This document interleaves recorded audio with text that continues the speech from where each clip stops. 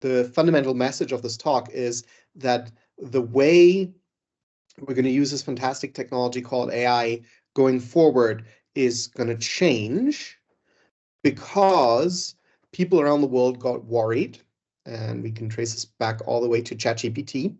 And so politicians around the world decided that we're going to have some rules for AI, and those rules are now here. And so they're going to impact what all of us do here. And this is why I asked specifically if any people with a legal risk or compliance background were here, because your mission number one for 2024 is going to be AI governance.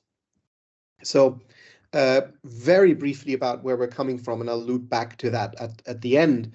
Come from an astrophysics background using AI ML in research all the way more than 10 years ago, and started Modulos actually with a focus on responsible and trustworthy AI, which has really cool applications, but which weren't really ready for prime time yet.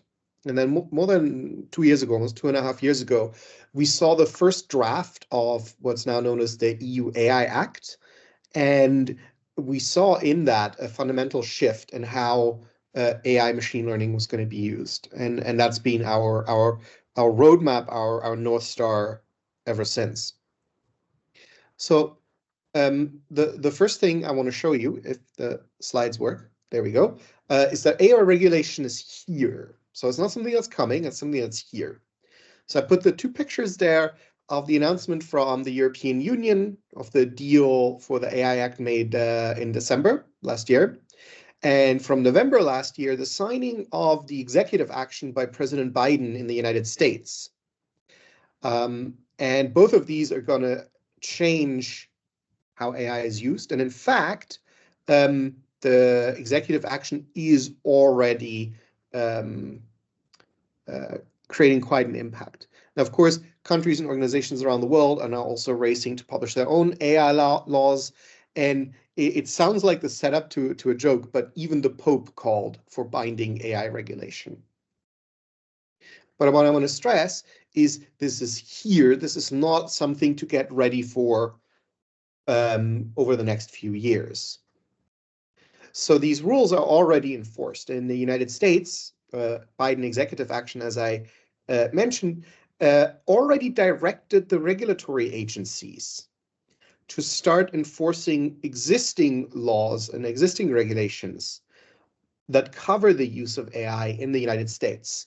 So one big case that happened just a few weeks back is the case of the pharmacy Rite Aid, which if you're in the US, you're very familiar with. And they deployed an AI facial recognition system in order to help with loss prevention and identify shoplifters. Now, what happened is that system disproportionately impacted people of color and women, and so caused a discriminatory effect. And the FTC has already investigated this case and has already brought its action against Rite Aid and banned them from using facial recognition for 5 years, except under FTC supervision. So if you're worried about whether your AI is biased, this is not a problem for the future, it's a problem for today. Other companies are already being targeted by the FTC, which is trying to position itself as the AI regulator of the United States, but also the EEOC and the DOJ are starting to go after cases. And of course, NIST has been tasked with setting up the risk management framework for AI, the version 2, that's going to come out as directed by the president in about 6 months from now. One thing that's been particularly contentious in this whole story of regulating AI has been the definition of what AI actually is. This was controversial in the AI Act negotiations in Europe till the last minute. And so before the very end, what they settled on was the OECD definition of AI, which I've put on the top here on the screen. And I'll just read it out and then think about what systems that you use today actually are covered by this definition. So an AI system is a machine-based system that for explicit or implicit objectives infers from the input it receives how to generate outputs such as predictions, content, recommendations, or decisions that can influence the physical or virtual environments. Different AI systems vary in their levels of autonomy and adaptiveness after deployment. Now, of course, the latest LLM tool, ChatGPT, Bard, they're clearly covered by this definition of AI. What I think is also relevant, or even more relevant, is what simple systems would meet that definition. So maybe that old regression that you have in some R code or even in an Excel sheet could be considered a quote unquote AI under this definition. The reason the difficulty posed by this definition actually led a lot of places in the United States to stop using the term AI and actually change it to automated decision system, which makes the applicability much, much clearer. Now, the EU decided at the very last minute to move away from the OECD definition and changed to the definition below, where they added this sentence, the subclause, that is going to be interpreted by many lawyers for years to come. It's a machine-based system designed to operate with varying levels of autonomy and that may exhibit adaptiveness after deployment. And that may is going to do a lot of work. Nobody's going to know the answer to what that means and whether it's necessary and what exactly now an AI system is. So even at the level of the definition of AI, there's going to be uncertainty as you go forward, which of course, again, calls for the implementation of good AI governance so that you're ready for when you're challenged by what your system does, whether you think of it as AI or not. So the AI Act from the European Union is going to be the global standard, or at least that's the ambition of the EU for AI. It is designed sort of like the GDPR for AI with extraterritorial reach. So as long as your AI system is available on the EU market, you're going to be covered by it. So just as companies around the world are going to try to be GDPR compliant, or at least not be affected by GDPR by separating things, companies are going to have to do the same thing for the AI Act. It's part of the Brussels agenda to use the so-called Brussels effect to impose European rules and European values on the digital world. So GDPR did this almost 10 years ago for privacy, and now the EU wants to do the same thing for actually the digital space in general. So the AI Act is part of a suite of legislations, including the Digital Markets Act, the Digital Services Act, and the AI Liability Directive, which for the lawyers here is going to be really interesting going forward, because it means if a European citizen feels harmed by an AI system, they can go to a European court and have the burden of proof reversed. So the developer or provider of the AI system will prove that they did not harm the European person. The fines imposed by the AI Act go up to 7% of total global revenue per violation. So like with GDPR, it scales with revenue, and it is supposed to take a serious bite and therefore deter behavior that the EU considers unacceptable or prohibited for AI systems. Now, what's interesting is that the AI Act, whether people want to admit it or not, is now the blueprint for AI governance globally. I'll get to that also on the next slide, but basically everyone else has more or less explicitly or implicitly taken the approach of the AI Act to AI regulation and essentially written their own flavor of it. The AI Act is basically finished in its negotiations. So the EU Council voted last Friday. And there will be final formal votes in Parliament at the beginning of April, and then the transition period of the AI Act will begin. The transition period means the Act is in force, the law is in force, but you have between 6 months and 24 months before you're going to get fined. I'll get back to that with some real-world use cases later in the talk. Now, the two innovations or decisions really that the European Union made when designing the AI Act, that basically everyone copied, other than I'm not sure exactly the AI legislation in China, are two things. Number one, that the AI Act was going to be a product liability law, not a technology-based law. What does that mean? The AI Act applies to your entire product if it uses AI, but it doesn't care what kind of AI. So if your system uses XGBoost or an LLM, it doesn't matter. You're using AI. And the whole thing, the whole package, the whole product or service is what's regulated. The second decision that they made is to use a risk-based approach. So again, it doesn't refer to the technology, but what you use it for. So I can fire up my personal account at OpenAI ChatGPT and ask it, hey, can I have the following things in my fridge? Suggest me some dinner options. That's a very low or minimal risk AI application. What I also could do with my ChatGPT is I could take my half-finished performance evaluation of an employee, drop it in there, and tell it, "Hey, ChatGPT, can you improve my performance evaluation here for the person?" And now I'm doing something that's extremely high risk and is highly regulated. And in fact, if I did it just like that through ChatGPT, I would be in serious trouble. So these two choices are absolutely central. And they've more or less been adopted by everyone else, whether it's United States or the UAE or other countries trying to introduce their own rules for AI. Another thing that the EU AI Act introduces is a wild taxonomy of different AI systems and models that's going to take us a while to disentangle. Now, I have 30 minutes here, so I'm not going to go in depth here. But this simple tiering of unacceptable risk, high risk, limited risk, and no risk, those four levels that you see in lots of handouts, those capture only part of the reality of the final draft of the AI Act.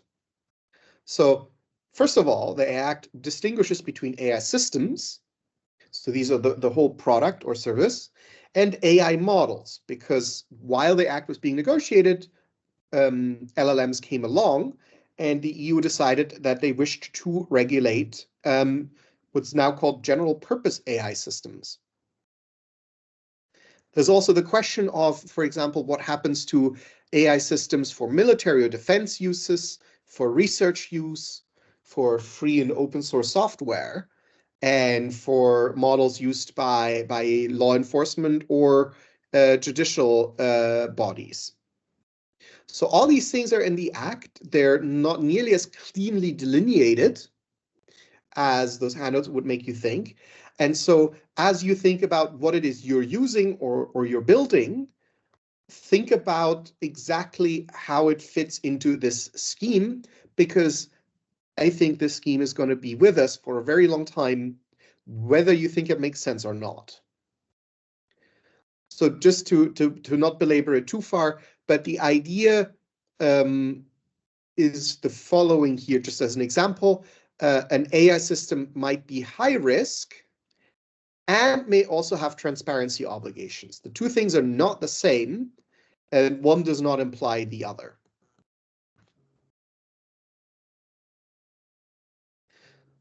So what does the AI Act do? What do all these AI regulations do? They turn data science from a scientific activity into a regulated activity. I've just broken down the AI Act here in the different articles and what they demand. I'm not going to go into depth here. These are almost each one of them separate presentations. Suffice to say, what this law demands is not just certain checks, but certain processes, and we'll get to that later again. And this is going to be costly, and the AI regulation has been criticized for that. one of our partner consulting companies wrote a whole report before the act passed, and they estimated that the typical digitally mature SME in Italy would face additional costs due to the AI Act, ranging from 230,000 to 4 million euros per year. So these new rules, they're not a small check mark to be met somewhere. They're a major obligation on businesses. Before you say, well, it's the EU is causing all this bureaucracy and stifling innovation. This is a very common criticism today. Remember, this act isn't even in force yet. Meanwhile, in the United States, Rite Aid is being banned from using AI for a purpose because they used it in a discriminatory manner. I almost want to skip over this stuff too much in the interest of time. Suffice to say, we can go into depth here about the processes and systems that the Act demands that you put in. In particular, Article 10, if you're a data scientist, machine learning engineer, data person, read Article 10 of the AI Act and then despair at the vagueness of the new requirements you face. The mirror or the other side of laws are standards. And the international standards bodies are all working on AI standards. And these standards are somewhere between just about finished to still being drafted. Sensenelec has been tasked by the EU. ISO has been busy working on some major standards for aspects of AI governance. IEEE the same. And of course, NIST in the United States has been tasked with providing that version 2.0 of the AI risk management framework. We at Modulos are involved in some of these standards bodies at IEEE, particularly for algorithmic bias and for trustworthy LLMs. It's very difficult to write those standards because particularly those areas are moving so fast that by the time you draft something, people find new exploits and security holes in LLMs. So this is going to be a running battle to keep standards and best practices up to date. These standards are supposed to embody and explain and clarify for the practitioner what the laws say. And there's already a brewing conflict between the standards bodies and certainly the EU. I don't know how big this challenge is going to be in the United States, but certainly in the EU, we have debates where the AI Act says something like the data must be representative of groups affected, which is a very nice sentiment, but it doesn't tell you at all what that means in a quantitative or algorithmic level. And the standards bodies don't want to tell you that either because it's not their place to tell you what is ethical and what isn't. And so there's going to be a lack of clarity in this area between the standards and the laws and regulations, I think for quite a while, that are going to make it very difficult for businesses to have security that what they're doing is fine. And the best they can do is through good risk management and through good AI governance, do the best that they can so that if they are challenged, if there are lawsuits, if there are investigations, they can reasonably defend what they did. Now, I promised you this is going to be the AI governance telco edition, since you guys are Nokia. And so I dug a little bit into provisions in the AI Act that may or may not affect you. And I say it may or may not because what's been written is maddeningly vague. So if I go into Annex 3, the list of high-risk use cases, one of them is called critical infrastructure. AI systems intended to be used as safety components in the management and operation of critical digital infrastructure, road traffic, and the supply of water, gas, heating, and electricity. Now, you tell me whether the systems that Nokia builds and operates, whether they are critical digital infrastructure or not. I don't know. I don't think anyone knows. The EU AI Act writers have been somewhat helpful. But again, read this and tell me if you know for sure which one of your systems now is considered high risk. Safety components of critical infrastructure, including critical digital infrastructure, are systems used to directly protect the physical integrity of critical infrastructure or health and safety of persons and property, but which are not necessary in order for the system to function. Failure or malfunction of such components might directly lead to risks to the physical integrity of critical infrastructure, and thus risks to health and safety of persons and property.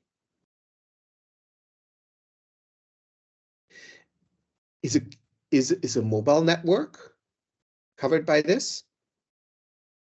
I don't know.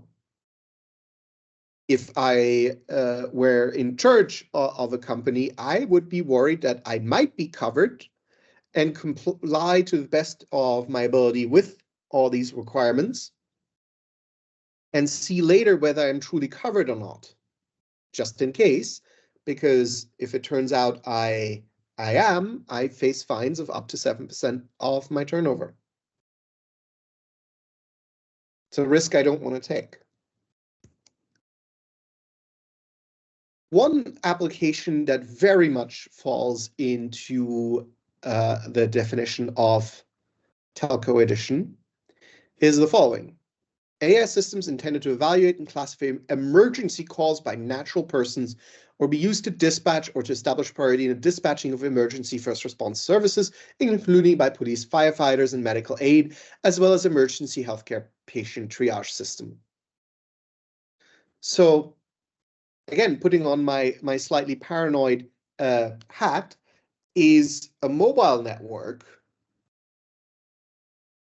part of an AI? If I use AI to maintain a mobile network and an emergency call is somehow routed incorrectly, am I now a high-risk system? I don't know. I don't think anyone knows. I don't think the people who wrote this know. There's something to think about it.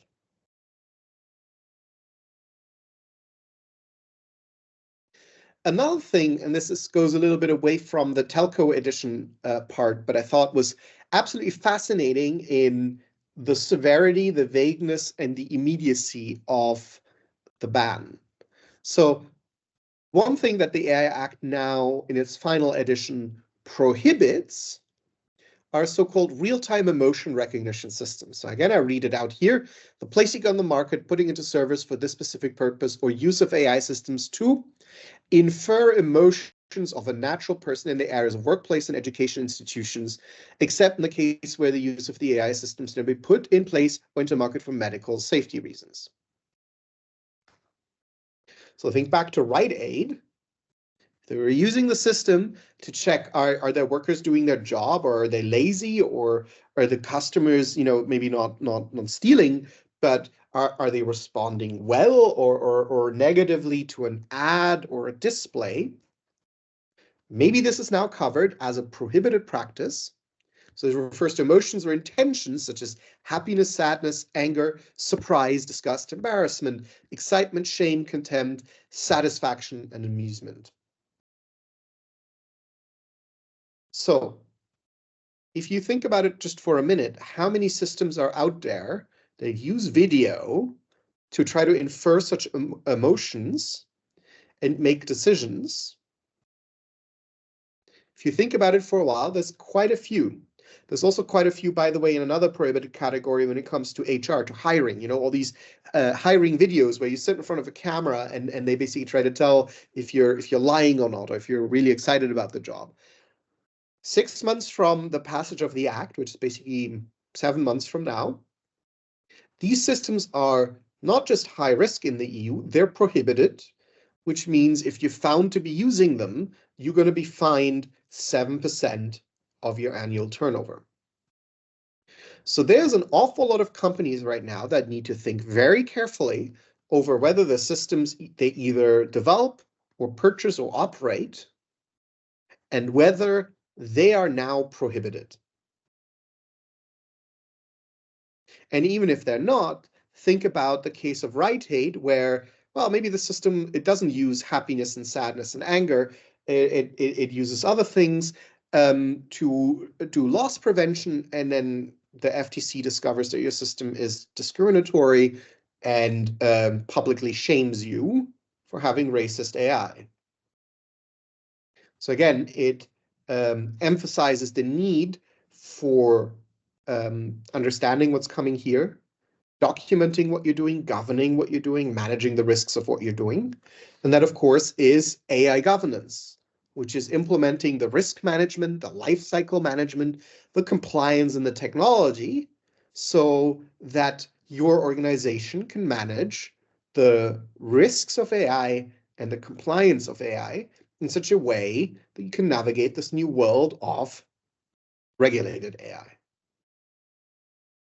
Now, as I told you at the beginning, so I'll loop back, this is what we've been building for 2.5 years, the tools for AI governance, for building ethical and responsible AI, and for aligning your AI systems and your processes with these now being imposed processes, requirements, and controls from the regulators and from the standards, so that you can manage the risks inherent in your application in such a way that, well, maybe even if you get it wrong, if you're challenged, you can explain what you did, you can figure out how you made your trade-offs, and thus give a reasonable account of yourself in case the EU AI office or the FTC knocks on your door.